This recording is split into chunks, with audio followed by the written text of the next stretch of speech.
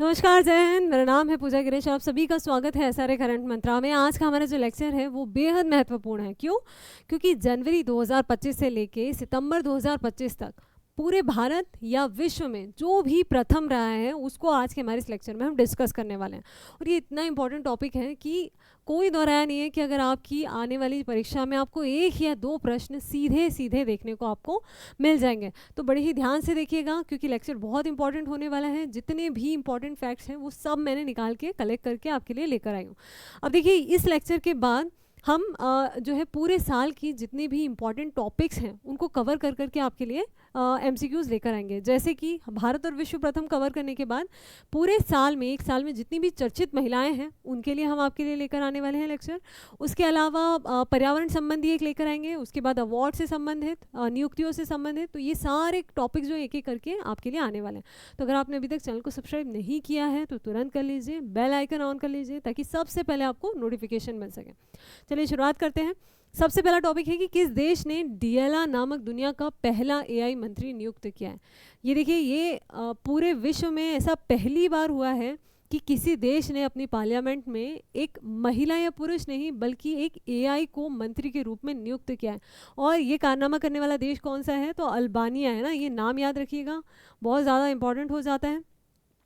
ये जो है एआई, ये यहाँ पे एक मंत्री के रूप में नियुक्त हुआ है और इसका नाम क्या है? डीएलआई है ना। तो नाम भी याद रखिएगा। कभी कभी प्रश्न में इस तरीके से देश का नाम देके जो एआई है उसका नाम पूछ लिया जाता है। तो हमें हर तरीके से क्वेश्चन को प्रिपेयर करना है। ठीक, तो चलिए ये चीज़ याद रखिएगा आप। एआई बहुत इंपॉर्टेंट होता जा रहा है दिन पे दिन। तो एआई से संबंधित जितने भी प्रश्न होते हैं उनको कलेक्ट करके रखिए। ये साइंस एंड टेक से संबंधित प्रश्न बनता है। अगला है कि 2025 में रेमन मैग्सेसे अवार्ड पाने वाला पहला भारतीय संगठन कौन सा बन गया है? पहला भारतीय संगठन है ना। हर प्रश्न में आपको पहला देखने को मिलेगा, या तो भारत का या विश्व का। तो पहला भारतीय संगठन कौन सा बन गया है? तो ये बन गया है एजुकेट गर्ल। अब देखिए, ये जो संगठन है ये राजस्थान का है, एक एनजीओ है और बालिकाओं की शिक्षा के लिए बेहद महत्वपूर्ण कार्य करता है, बहुत उत्कृष्ट कार्य करता है। और इसी के चलते ये जो रेमन मैग्सेसे पुरस्कार है इस बार का इसको मिला है। देखिए, अभी तक क्या रेमन मैग्सेसे पुरस्कार भारत को नहीं मिला है? मिला है, लेकिन व्यक्तिगत रूप से मिला है, किसी संगठन को नहीं मिला है। और इस बार रेमन मैग्सेसे पुरस्कार जो है वो 10 अलग अलग संगठनों को दिया गया, जिसमें से एक जो है वो भारतीय संगठन को दिया गया जिसका नाम है एजुकेट गर्ल। ये चीज़ याद रखिएगा। और ये रेमन मैग्सेसे पुरस्कार की बात करें तो इसे एशिया का नोबेल पुरस्कार कहा जाता है, इसलिए बहुत इंपॉर्टेंट हो जाता है। साथ ही साथ रेमन मैग्सेसे पुरस्कार कहाँ से दिया जाता है? तो ये फिलीपींस, मनीला फिलीपींस से दिया जाता है। ये चीज़ भी याद रखिएगा। चलिए आगे बढ़ते हैं। विश्व एथलेटिक चैंपियनशिप के ऊंची कूद के फाइनल में पहुंचने वाले पहले भारतीय कौन बन गए? तो पहली चीज़ तो पहले भारतीय बने हैं विश्व एथलेटिक चैंपियनशिप। ठीक, विश्व एथलेटिक चैंपियनशिप के फाइनल में पहुंचने वाले, क्या नाम है इनका? तो इनका नाम है सर्वेश कुशारी। तस्वीर भी आप देख सकते हैं इनकी। अब देखिए, ये जो है महाराष्ट्र के नासिक से आते हैं और इस चैंपियनशिप में फाइनल में पहुंचने वाले ये पहले भारतीय। ये जो चैंपियनशिप है विश्व एथलेटिक चैंपियनशिप, ये कहाँ पे आयोजित की गई? तो ये टोक्यो जापान में आयोजित की गई है ना। तो बहुत बड़ी उपलब्धि है ये। चलिए अगला है कि सेमिकॉन इंडिया 2025 कार्यक्रम में पीएम मोदी को कौन सा माइक्रो प्रोसेसर जो चिप है वो सौंपा गया जिसे भारत का पहला मेड इन इंडिया प्रोसेसर कहा जा रहा है? कहा क्या जा रहा है ये? ठीक, पहला made in India micro processor chip है ये और इसका नाम है विक्रम 3201 है ना। बहुत इंपॉर्टेंट है ये, इसको लिख के रख लीजिए, अपने जहन में बिठा लीजिए क्योंकि ये भारत का स्वदेशी निर्मित है। किसी देश का कोई इसमें हस्तक्षेप नहीं है, किसी से हमने कोई सहायता नहीं लिया। विज्ञान प्रौद्योगिकी में बहुत ज़्यादा कारगर है ये है ना। और ये 32 बिट माइक्रो प्रोसेसर है। तो ये चीज़ याद रखिएगा। ये तस्वीर भी आप देख सकते हैं है ना। चलिए आगे बढ़ते हैं। किस राज्य ने अनामलाई टाइगर रिजर्व में हॉर्नबिल संरक्षण के लिए पहला उत्कृष्ट केंद्र स्थापित करने का निर्णय लिया है? ठीक, तो ये देखिए, ये किस राज्य ने अन्नामलाई, पहली बात तो ये कि वो कौन सा राज्य है जहाँ पे अन्नामलाई टाइगर रिजर्व है और उस टाइगर रिजर्व में हॉर्नबिल संरक्षण के लिए एक पहला उत्कृष्ट केंद्र स्थापित करने का निर्णय लिया। तो देखिए, एक ही प्रश्न से 2-3 फैक्ट निकल रहे हैं। पहली चीज़ कि राज्य कौन सा है? तो ये राज्य है तमिलनाडु। अब तमिलनाडु में आता है अन्नामलाई टाइगर रिजर्व और इस टाइगर रिजर्व के अंदर एक हॉर्नबिल संरक्षण केंद्र स्थापित करने की जो है इन्होंने क्या किया है? निर्णय लिया। तो ये 2 से 3 चीज़ें हो गई। एक और चीज़ मैं बता दूं आपको कि जो हॉर्नबिल संरक्षण से याद है कि जो हॉर्नबिल महोत्सव होता है वो भी बहुत इंपॉर्टेंट होता है। और हॉर्नबिल महोत्सव कहाँ पे मनाया जाता है? तो ये नागालैंड में मनाया जाता है। ठीक, तो ये चीज़ भी आप याद रखिएगा, नागालैंड में ये मनाया जाता है हॉर्नबिल महोत्सव। ठीक, तो ये चीज़ याद रखिएगा। चलिए आगे बढ़ते हैं कि देश की पहली एटीएम ट्रेन कौन सी बन गई है, और इसका नाम है पंचवटी एक्सप्रेस। ये ऐसी एकमात्र ट्रेन है अभी भारत की जिसमें इन्होंने एटीएम सुविधा दी है। ठीक, ये देखिए आप ट्रेन के अंदर एटीएम देख सकते हैं। अब अगर आपको पैसे निकालने हो और आप इस ट्रेन में हो तो आप कैश निकाल सकते हैं एटीएम के थ्रू, है ना। तो ये पंचवटी एक्सप्रेस है। अगर कोई बच्चा रेलवे की तैयारी कर रहा है, एनटीपीसी, ग्रुप डी या फिर कोई सी भी रेलवे से संबंधित, तो उसके लिए तो ये बहुत ज़्यादा इंपॉर्टेंट क्वेश्चन हो जाता है। ठीक, ये चीज़ याद रखिएगा। चलिए आगे बढ़ते हैं। हॉलीवुड वॉक ऑफ फेम पाने वाली पहली भारतीय महिला कौन बन गई है, और वो है दीपिका पादुकोण। तो पहली महिला है ये जिसने हॉलीवुड वॉक ऑफ फेम का अवार्ड प्राप्त किया है। अभी कुछ मतलब एक हफ्ते पहले ही ये जो है रिसीव करने के लिए गई थी। इनकी जो क्लिप्स है वो भी आई थी। तो ये दीपिका पादुकोण। अगला है कि पारंपरिक ज्ञान डिजिटल लाइब्रेरी लॉन्च करने वाला दुनिया का पहला देश कौन सा बना है। अब देखिए जो पारंपरिक ज्ञान की बात आते से ही हमारे जहन में आना चाहिए कि भाई भारत ही हो सकता है पूरे विश्व में, है ना। तो ये जो लाइब्रेरी है ये ऑनलाइन लॉन्च की है भारत ने, और ऐसा क्यों किया है कि हमारे जितने भी पारंपरिक ग्रंथ हैं उनको हम ऑनलाइन पहुंचाकर जो ज्ञान है उसको जो है सब तक प्रसारित करना चाहते हैं। ऐसा नहीं चाहते हैं हम कि भैया ये सीमित रहे, बल्कि हम चाहते हैं कि पूरी दुनिया इसका लाभ उठा सके और एक पीढ़ी से दूसरी पीढ़ी तक इसका जो है वो संचार हो सके, है ना। तो ये जो है डिजिटल लाइब्रेरी लॉन्च की गई है। चलिए अगला है कि किस भारतीय संस्थान ने प्राचीन मोडी लिपि को पढ़ने और देवनागरी में परिवर्तित करने के लिए दुनिया का पहला एआई मॉडल लॉन्च किया है। किसने किया है? आईआईटी रुड़की के द्वारा किया गया है। अब देखिए मोडी लिपि के बारे में भी जान लीजिए। मोडी लिपि है, ठीक, मोडी लिपि, ये इसको पढ़ने के लिए इस संस्था के द्वारा एक एआई मॉडल लॉन्च किया गया। किसके द्वारा? आईआईटी रुड़की के द्वारा। अभी जो मोडी लिपि है ये बहुत ही प्राचीन लिपि है, और पहले के समय में इस लिपि का उपयोग जो है वो मराठी लिखने के लिए, मराठी भाषा को लिखने के लिए उपयोग किया जाता था।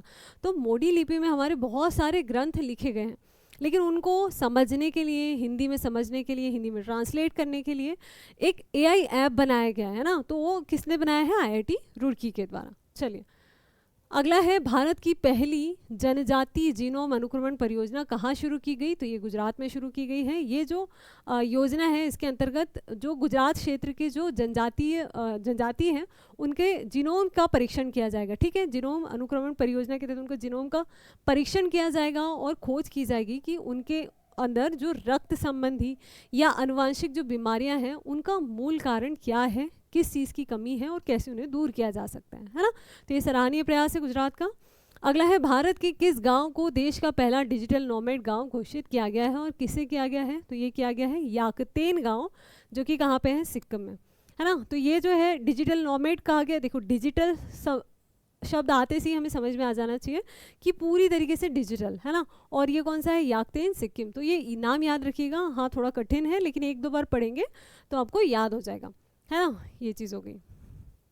अगला है खेलो इंडिया जल क्रीड़ा महोत्सव पहली बार किस राज्य या केंद्र शासित प्रदेश में आयोजित किया गया? खेलो इंडिया जल क्रीड़ा महोत्सव, और ये कहाँ पे किया गया? तो ये जम्मू कश्मीर के श्रीनगर में आयोजित किया गया पहली बार, है ना। और ये हो चुका है, और इसमें जो प्रथम है वो मध्य प्रदेश है ना। एमपी ने इसमें प्रथम रैंक हासिल की है। ये चीज़ आप याद रखिएगा, ठीक।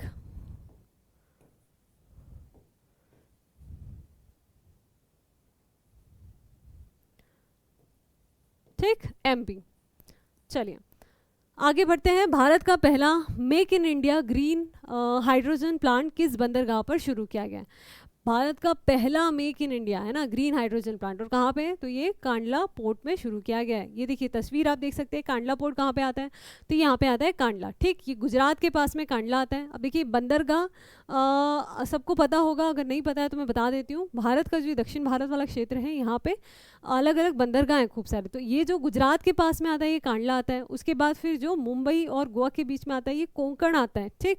और यहाँ पे जो होता है केरल के पास में ये कन्नड़ आता है, ठीक। इसके बाद अगर हम बात करें चेन्नई में, तो यहाँ पे जो होता है मालाबार आता है, और फिर यहाँ पे जो आता है उत्तरी सरकार, और यहाँ पे आता है उत्कल तट, है ना। जिन लोगों ने भी इस बारे में जो भूगोल अच्छे से पढ़ा है उनको ये अच्छे से पता होगा। तो ये चीज़ याद रखिएगा आप। सीक्वेंस कभी कभी पूछ लिया जाता है कि किस जो है राज्य के पास में आता है।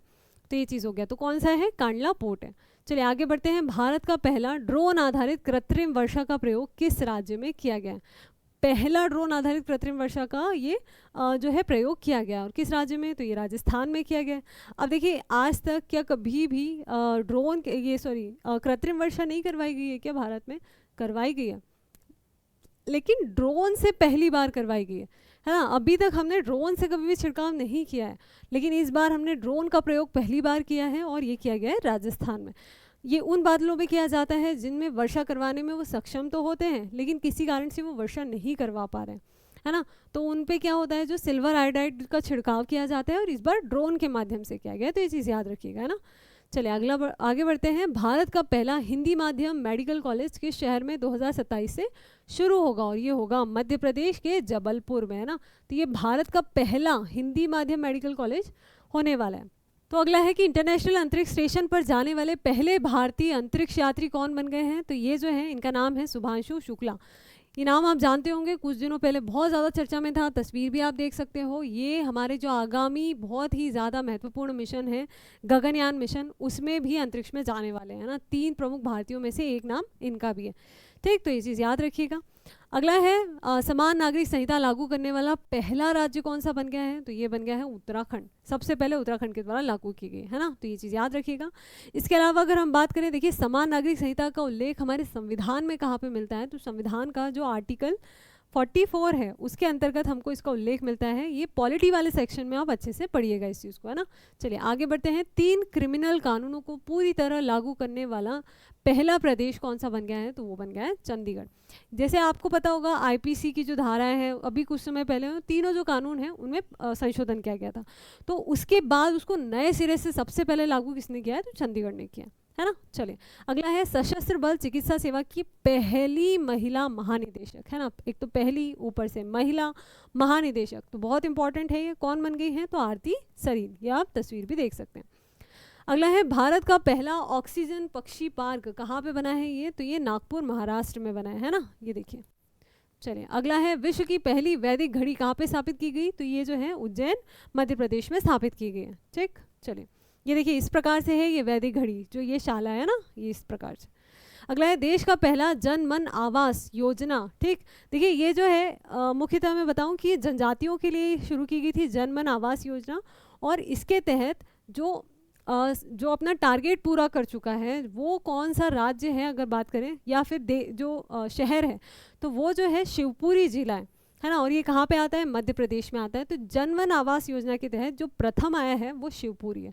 और ये जो जनमन आवास योजना है ये जनजातियों के लिए लाई गई थी, उनको आवास उपलब्ध करवाने के लिए, ठीक। चलिए ये इस प्रकार से आवास बनाए गए थे, है ना, जनमन आवास।